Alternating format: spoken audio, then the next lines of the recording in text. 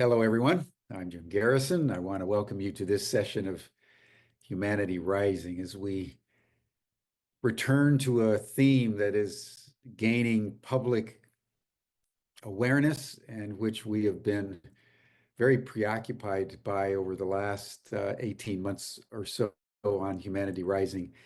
And that is the ongoing momentum of extraterrestrial disclosure called unidentified anomalous phenomena, but the essence of which is the incontrovertible evidence that is emerging that we are not alone and that extraterrestrial beings and advanced civilizations have been on planet Earth for some time.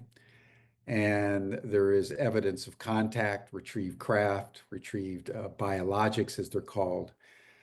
And this whole momentum toward disclosure, if you've been watching it as closely as I know many of you have been, took a step forward with the recent interviews by a gentleman named Jake Barber.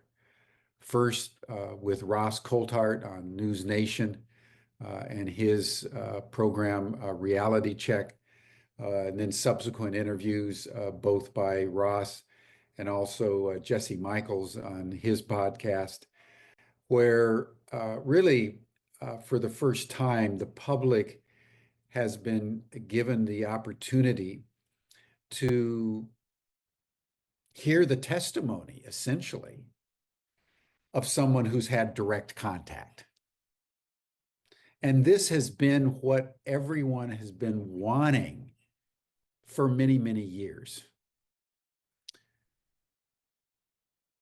I've mentioned before that the disclosure movement really began in December of 2017 with the New York Times running a front page article basically stating that the US government and the Department of Defense knows that this is taking place.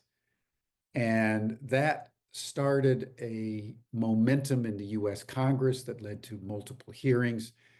The December 2017 articles were prompted by Lou Elizondo, who had a very high-level security clearance. And then in July of 2023, David Grush, also a senior intelligence official, testified before Congress. And like Lou has said then and subsequently in his book, Imminent, they're here. However, neither Lou Elizondo or David Grush had personal experience with an ET or with an alien craft. And the work that many of us have been doing here in Washington is to try to get the Congress to hold the hearings with people who've had a direct experience. They touched it. They saw it. So far, we haven't been able to do that for reasons known only in the bowels of the military-industrial complex that are resisting it.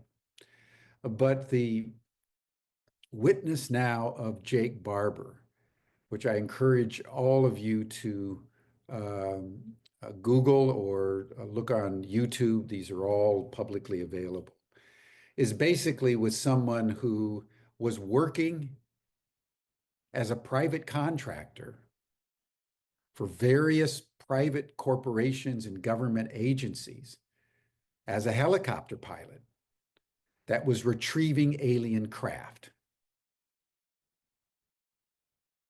And in that process had extraordinary, mind-changing, life-transforming experiences with the extraterrestrials themselves that basically altered his categories of cognition and his perception of who he needed to be in the world and transformed him into a crusader for disclosure.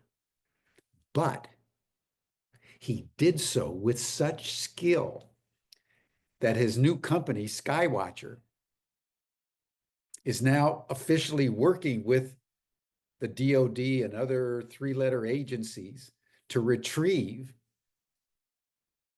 unidentified anomalous phenomena.